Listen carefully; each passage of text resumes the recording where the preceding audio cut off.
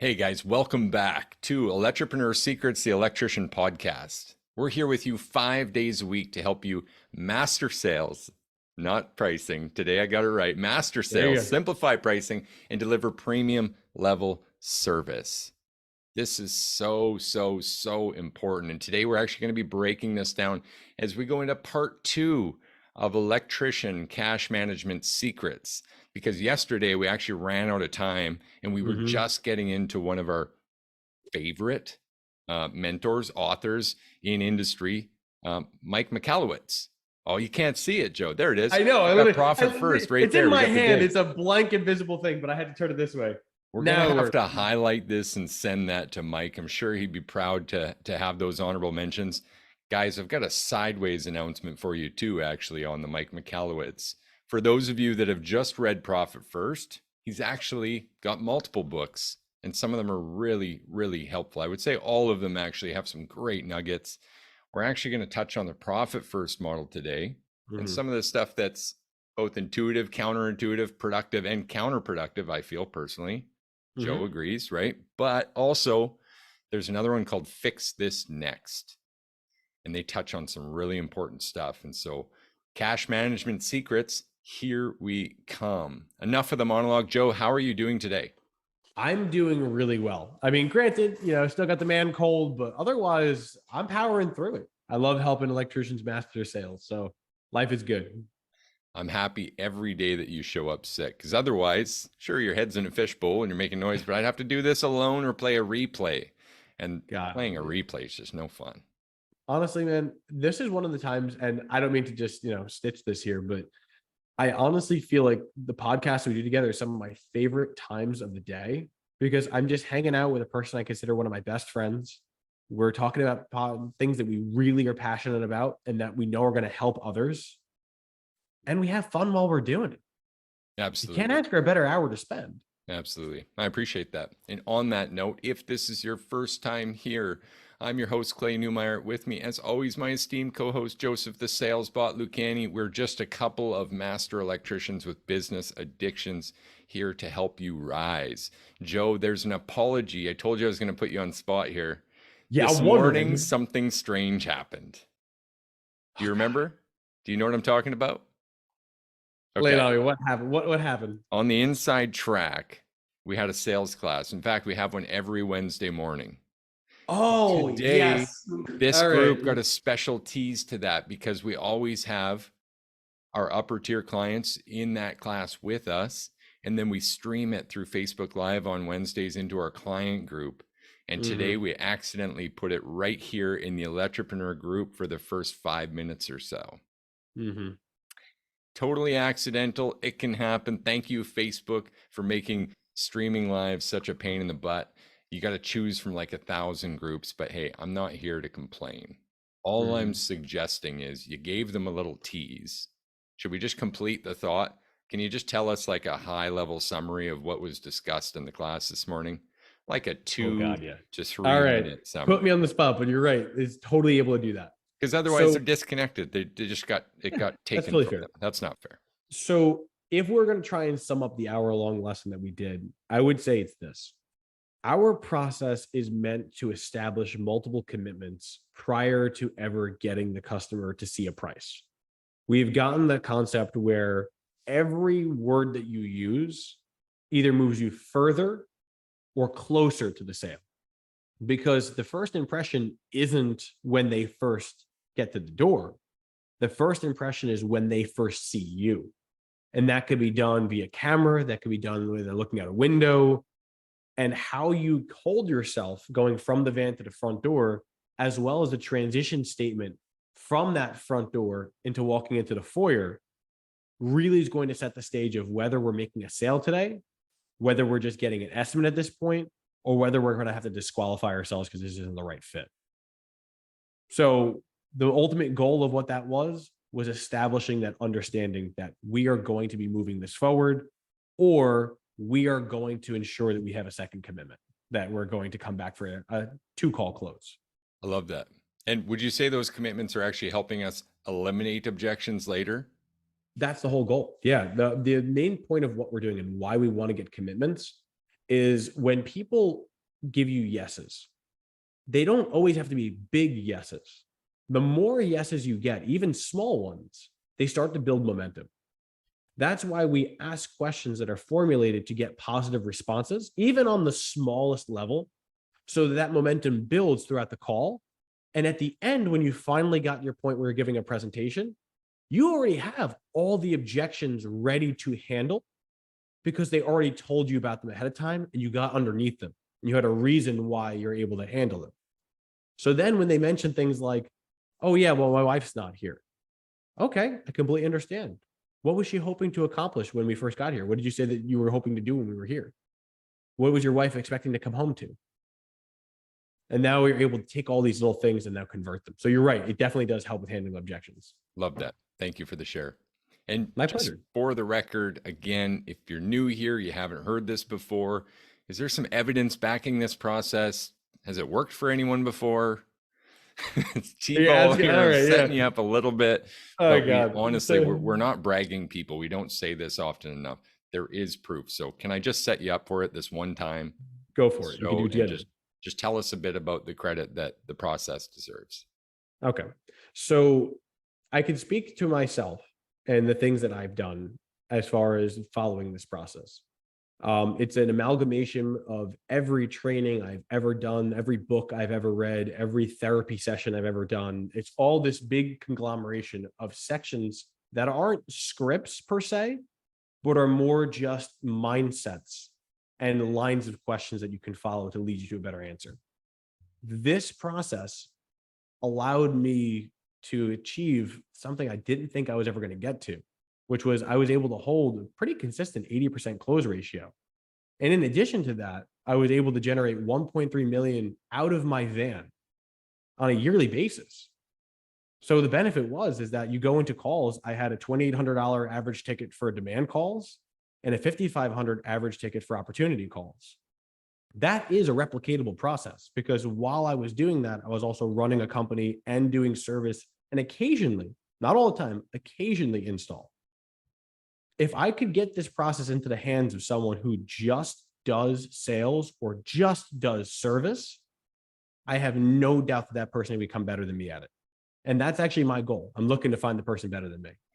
And a shining light just came down on Edwin Castro, who's with us live in the group. Guys, if you're listening to this in the replay or on the podcast, please know that you can join us in our Facebook community and be sitting VIP, engaging with us, being a part of our show. Edwin, actually, just before the show, I believe we were giving props to because last Mhm. week Edwin went double platinum for the first time. What does that mean? Double platinum, Joe. So our process is designed where we're offering a range of choices, 6 to be exact. Now, we design our choices between platinum, gold, silver, bronze, economy, and if you want to have fun, tinfoil. But all the way at the top means that if he sold 2 platinums, that means he designed choices not only for this year, but the ongoing services for the years to come, including first class memberships or additional maintenance agreements. That means that they bought the absolute finest of what he had to offer, and it usually came at a premium.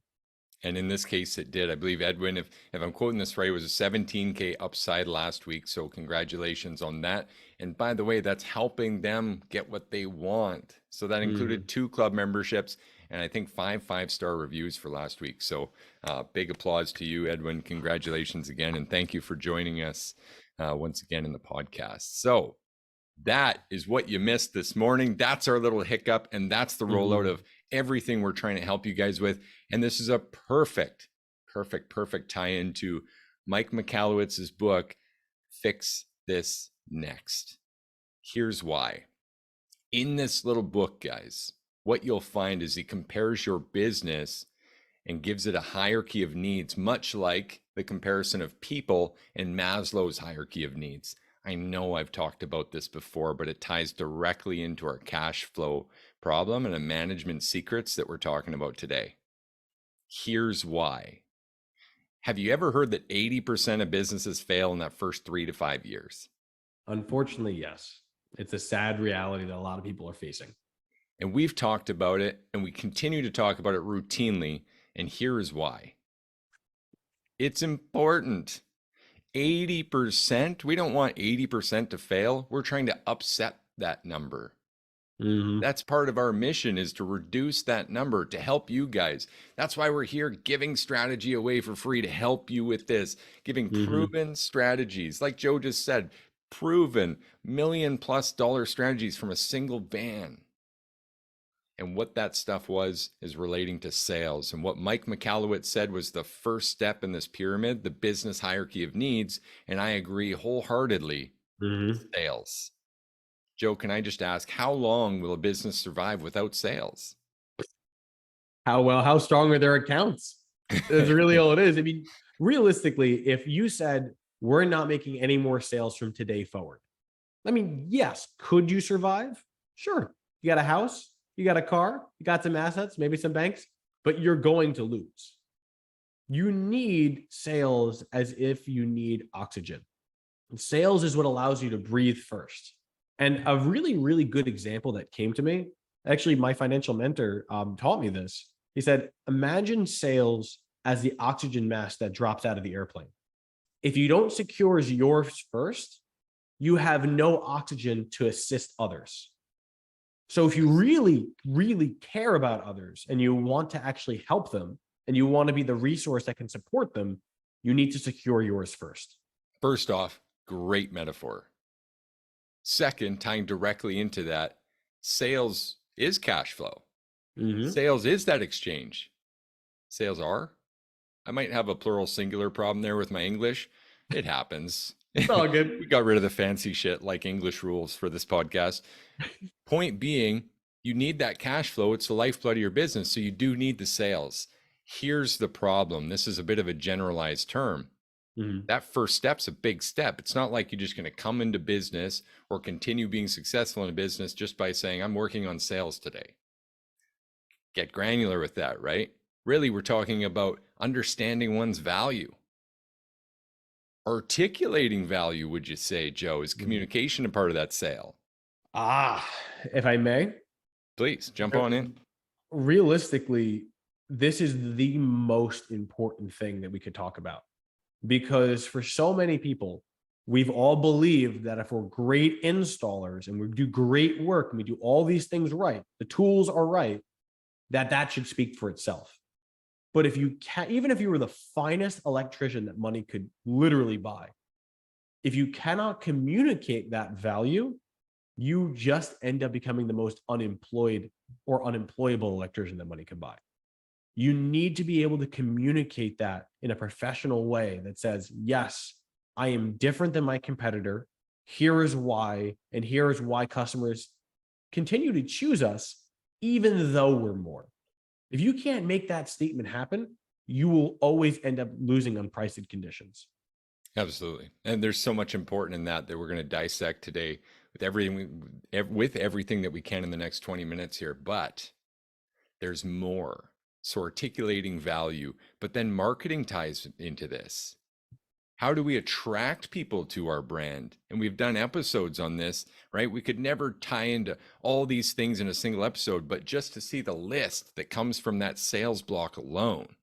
Mm-hmm. There's six, let's say just fairly, there's a half dozen hats that you're wearing to actually get to organic, strong, consistent, sustainable sales. That's very accurate. And that's important. And the next step is, according to Mike Michalowicz in the business hierarchy of needs, fix this next, another plug, profit. Yep. So your pricing and your cash management leads you to your profit, right? How you're managing your cost of goods sold, how you're managing your fixed expenses, controlling those expenses. Things like insurance creep up on you. In a couple of years, they ask you what you're making now, and guess what they do to their rates? It's going up. The insurance guy honestly makes more money off the contractor than anyone else. So you guys think your material costs a lot? You think your employees cost a lot? Look at what you're paying for insurance. I guarantee that's the highest. Absolutely. So, secret one, just to make sure I didn't skip over it, there's no excuses here, mastering sales. Mm-hmm. If you want to upset and not fall into that 80%, the wisest thing you can possibly do is master the exchange at a sustainable rate. Hmm. So get rid of the self objections, master that value and that communication. Just get people to do that handshake with you. Get them to trade their cash for your product or service. Hmm. Now, as we talked about yesterday, though, the net 60, even net 30, net 60, net 90s, that stuff will rob you, right? So we also have to master that. We should be getting a 50% deposit on every job we lock down to take claim to what you said yesterday, which was interest-free loans from your marketplace. Correct. And I was just going to say, when you mentioned net 90, it literally was almost an involuntary reaction of like, ugh. Like if anyone's done net 90 before, like I have, it hurts. It hurts so bad. So that's why these lessons are going to be really, really important. Absolutely. So we understand that mastering sales really is that first step. We need to work on that. What better Mhm. place to invest? In fact, if you're a contractor out there thinking, I got to get through these first 3 to 5 years, and you've got money spent on marketing and no money spent on learning or developing a sales process, that old dog won't hunt, as my mentor used to say. Are we expecting to shoot from the hip until something sticks? Or as we keep saying or keep hearing from contractors who are just winging it, they always say the same thing. When I ask this question, isn't winging it winning it? It's a resounding no. It just Yeah. isn't. So get that right. Then we focus on that profitability. And when you begin to know your sales metrics, when you know you're closing 80%, I mean, for example, what happens if we're closing 85 or 90%, Joe? What should we do then? It's actually a real problem. 80 should be the absolute max that you're selling. And even for someone like myself, it ebbs and flows. There's going to be some days where you're great. There were other days when I dropped down to 60 and then you readjust and you go back up. You're constantly in this flow state. But if you ever find yourself over 80, I want you to time out. I want you to pause right now because what that's telling you is either A, you're not offering premium enough services, meaning you're more likely selling the mid range to economy packages, or if you are selling platinums, your pricing needs to go up.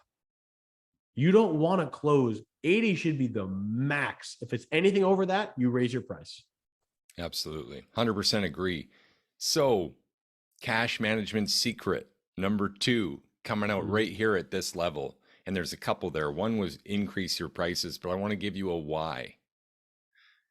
Joe, did you know that assuming the same number of tickets and the Mhm. same average ticket number, Mhm. price rather, Okay. in comparison to a not raising your price 10% to a raising your price 10%, that should equate to, at least by an Excel spreadsheet, a 50% profit increase on the bottom line That with would make a lot nothing of else sense. changed. I would 100% believe that. And the best I can do to explain this on a podcast, let me give it to you this way through a series of questions. We increase 10% price. Let's Yes. use the example of $100,000. Okay. So in one I'm with thing you. on the left, we get 100K last year, let's say. The one on the right's 100 and plus 10%, 110,000. Would you agree with that? Yeah. Did I'm with you cost there. of goods sold increase when we raised our price? Cost No. more in labor? Cost more in materials? No, just a Nope. price increase. Okay. So now we've got an extra 10 grand at gross profit already. Mhm. Now, what about fixed expenses? Did any of the expenses go up when we raised our price? Nope. No. So that 10 grand carries all the way to the bottom line. Now, if you were at a 20% net profit margin, you had 20K from the 100,000 you earned originally, and you just added 10K. So you went from 20,000 net profit to 30,000 net profit. That's Mhm. not a 10% increase. That's substantial. That's a 50% increase. So this profit secret partially is controlling your costs, but also increasing your price. I've got one more secret for you at this level. Hit me. If we wanted to increase profit from just that standpoint of the P&L still, we got 100K, we've got 20,000 in net profit. I just want to increase that net profit and I'm not going to increase my price. I'm going to do this through cost control or Okay. sales increase. Would you think that I should first focus on getting more sales, reducing cost of goods sold, or jump right down to the bottom and start reducing those fixed expenses like insurance, what would you do first? Personally, my logic, if you're putting me on the spot, is I'd want to tackle all three on the same time, but I'd like to explain why. So, understandably, you know that I want more sales first, at least in my mind. I know that if I don't have more sales, this expense, this effort does not really going to go anywhere. If I then cut my fixed expenses, whatever that means, as long as they're unnecessary expenses, it's moving it this way, meaning that my price has gone up, my cost has gone down. If I just did one, it would work. If I just did the other, it would work. But in doing them together is when I'd see maximum impact. So So here's hopefully it wasn't a roundabout way of answering your question, but that's at least my I interpretation. did put you on the spot, and you're absolutely right. And guys, just so everyone's aware, this is my area of little nerdy expertise. I absolutely love these little hacks and knowing these secrets. So let me explain it to you this way. If we knew we had 100K, all things Mhm. the same, and a 60% gross profit margin, so Okay. 60,000 gross profit, and then a 20% net profit margin, so 20K left after Mhm. all expenses paid. And I asked you, hey, should we get more sales to make more profit, to increase that 20,000 at the bottom line? Should we decrease cost of goods sold, or should we decrease fixed expenses? That was really the question here. Okay. What to do first? And you said all three, and I agree 100%. But think about it this way with me. Okay. Only one of those moves has 100% profit impact. And it's actually not increasing sales, because currently every dollar I make, I keep 20 cents. Okay. And COGS is still a good move, but currently that's 60% gross profit margin. So every dollar I make, I keep 60 cents. Fixed expenses has nothing left to deduct. When we call that insurance broker back and put them in check and go shopping, if we save a dollar there, it's 100% profit at the bottom line. I could see that. And when you explain it that way, it makes a lot more sense. Yeah. And I probably didn't set it up great, but point being, that is a cash management secret right there. And Jason joined us, said cut overhead 100%. That's profit. Question is, how far can you go? But It's a also, dangerous road. doesn't that lead us to thinking, hey, we ought to pay attention in there? Mhm. That You stuff know, can cut us deep. Go ahead. yeah, no, I was going to say, I remember when I was working with my financial mentors and learning a little bit more about finances, it was really an interesting thing because it was, all right, where's your money going? It's like, Mm-hmm. do you really truly know where the money is going? I know where it's leaving. I see the money disappearing from the account, but sometimes these micro transactions or these small reoccurring subscriptions or renewals, those are the things that are most easily cut when you actually can look at it. So Yep. what I found worked really great for me was if you can get only one credit card while your expenses are off of, every month they get a statement from it. Yep. When was the last time you guys looked at your statements and said, green pen, red pen, or green pen, red pen, yellow pen? What is absolutely essential? What can I obviously cut? And what am I not familiar with? Yep. And you want the absolute acid test for this? I Hit love me. that pen theory. Here's something to help you choose that color. Does this make me or get clients? Mm. In fact, let's just rephrase that to, does this get me clients? Does it get me cash flow? Or does it keep my clients? That's how you know your expenses are Mm. actually investments. So one of my great mentors, Keith Cunningham, said there are no expenses in business. So one of his managers came to him from the hundreds of companies he owns, and he said, well, what's going on here? This has changed. Our profits are out of whack. She goes, oh, expense creep. The expenses really got us this month. And he said, no, I don't know. There are no expenses in business. There's just money we spend to get customers and money we spend to keep customers. And that's actually how the government looks at it too. From a very generalized 30,000 foot view, they want to see that the write-offs that you're claiming helped perpetuate that business. Makes a lot of sense when you Right? break it down. I honestly wish that I can get an apartment at your 30,000 foot view because obviously I can imagine the level of clarity that you can get from that view. It's an important place to be, just like the details are that that you so masterfully approach there as well. So with that said, I also want to give you guys some help here with how to cut cost of goods sold, because we did give a net, or sorry, not a net, a fixed overhead cut. But let's Mhm. talk about COGS for a second, because some people go, well, how do you cut those? Reduce your shopping. So if you're buying a plethora of materials over and above what a job takes, stocking stuff outside of your routine material use, buying extras of things that you're only going to use once this year, that's something that accountants call inventory turnover. And the more stuff you have that isn't turning over, the worse for your business, because, I mean, you might sit here and call it a liquid asset, but it does affect your cost of goods sold and thus affects your gross profit margin. Things like managing overtime, making sure any performance Mm, pay you yeah. have is fair and applicable, and maybe it's only after you hit your monthly target. Mhm. So you start to get some ideas of how we can manage the cost of goods sold. Does that make sense, Joe? Yeah, I want to add one thing if that's okay. Yeah, do it.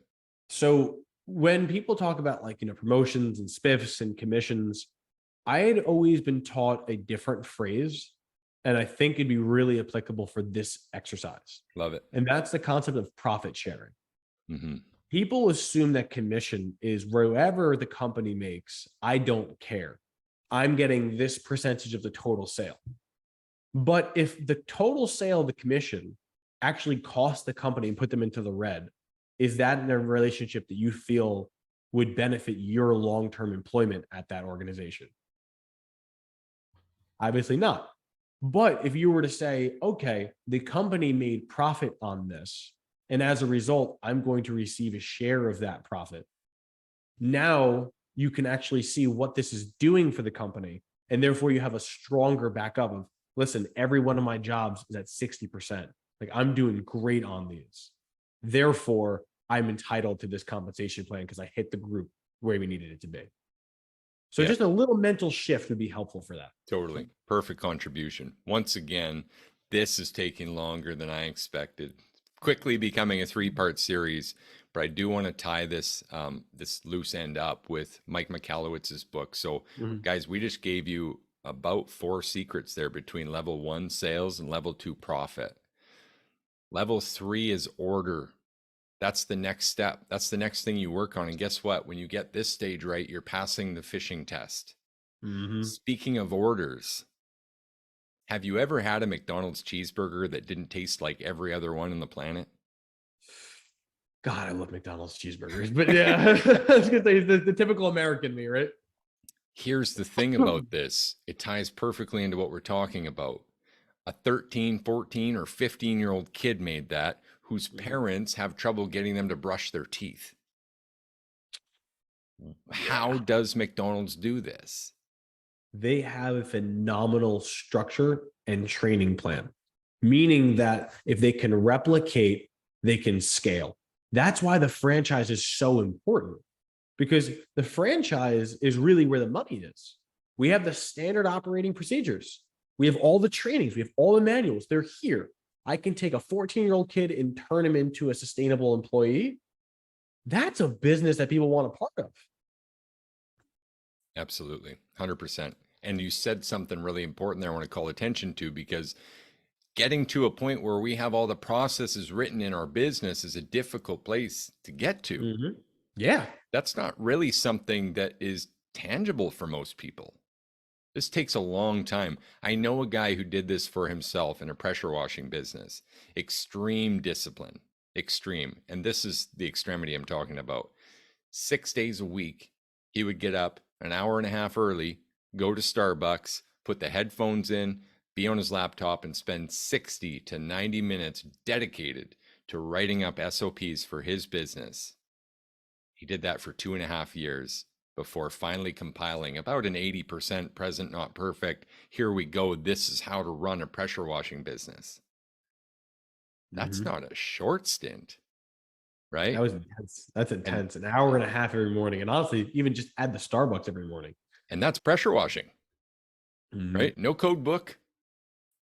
Pretty standard operation, really. No offense to any pressure washers listening. I'm not sure why you're here though. For electricians, there's more to it than that, right? Our sales process alone, there's more to it than that. Mm-hmm. So this really becomes that question of, okay, am I going for the long haul, taking my time and making exactly what we do through trial and error, keep in mind, right? There's going to be mistakes. Plan, do, check, act, plan, do, check, act, plan, do, check, act the whole way. Mm-hmm. Or am I getting help with this from professionals who've already done it with a proven process, who can help me install that in my business? And then the important thing you said was phenomenal training every week, little nuggets, little reminders, little pieces of it in the workplace every day. Please jump in. You said something. I didn't want to interrupt your flow, but you said something there that I want to address. And you Okay. said once a week. Now, I agree that that's great. We have to do training. But I want everyone listening to this to say once a week training is the minimum bar to hit. Yeah. Realistically, you could say, I'm going to take 30 minutes every day, every single day. And we did that at my team. Every day we would come in and we would have something to talk about, whether it's reviewing the work orders, whether it's going, it doesn't have to be a long training either, 5, 10 minutes. Talk about what they're doing and how they can better serve their customer. 100%. But those little intervals add up so fast. So I recommend if you're going to do it, you should have once a week for customer service training, once a week for installation training. And then if you want to double down on any other particular topic, add that in as well. Couldn't agree more. Absolutely. If you thought about it like, hey, I want to compete in the Olympics with this business, would an Olympian just train once a week? Oh, God, no. Not even close, right? So we got a bit away from the cash management piece only because we're climbing this pyramid with Mike Michalowicz, that business hierarchy of needs, but we got to level 3. If we get, guys, level 1 sales, if you dial that in, if you take advantage of some of the profit secrets we gave you at level 2, and now if you're picking up what we're laying down about level 3, getting order, having a process, a trainable process, and then bringing people in and training them to your process, which is already proven to bring in sales, already proven to be profitable, then with this level 3, you're passing the fishing test, which means you've got a well-oiled machine, well-oiled machine that runs with you or without you. That's something you can step away from. So long as the measurements in place, you can manage it. What is measured is managed. Amen. So as Michael would say, at that point, you got level 4 and 5, which is impact and legacy. Isn't that where you'd like to live with your business? I'll throw my hand up to that. 100%, right? Guys, we just ran out of time again. It turns out Mike Michalowicz is onto something there. We've said his name multiple times. Like I said, we're going to send him this podcast and try to be friends. Maybe we'll be able to have him on one day. But ultimately, this was a fantastic conversation around Fix This Next. We did fulfill our little obligation of passing out some financial, some cash management secrets there for you guys. And tomorrow, then, we're going to have to finally tackle Profit First and some of that stuff that we've been pumping up for now 2 episodes. I love That that. sound fair? Yeah, I'm pumped because we actually, at my company, we specifically followed that model. So I'll be able to use some real-time examples of what we can do. I love that. And you know what? I think right at the end there, we really did tie into the action and all-star actions.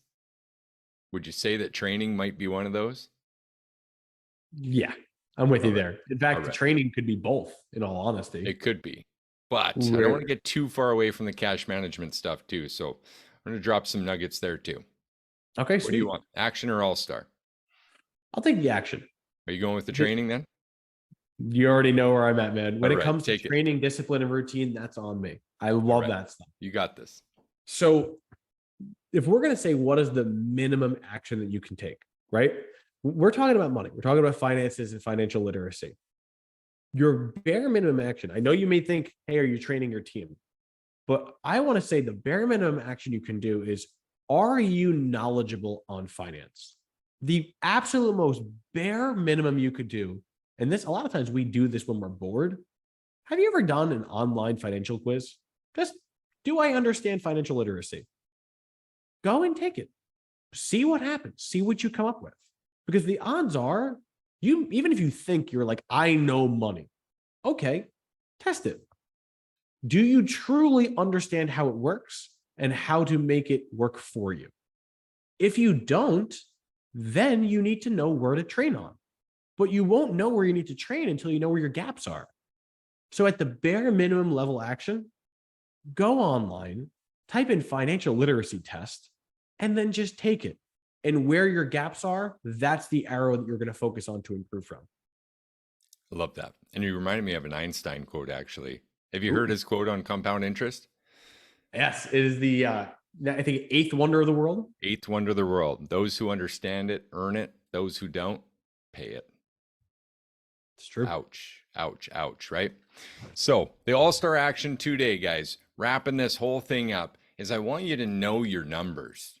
I want you to actually go back, take advantage of a couple of the secrets that we shared, because there's 100% profit in that.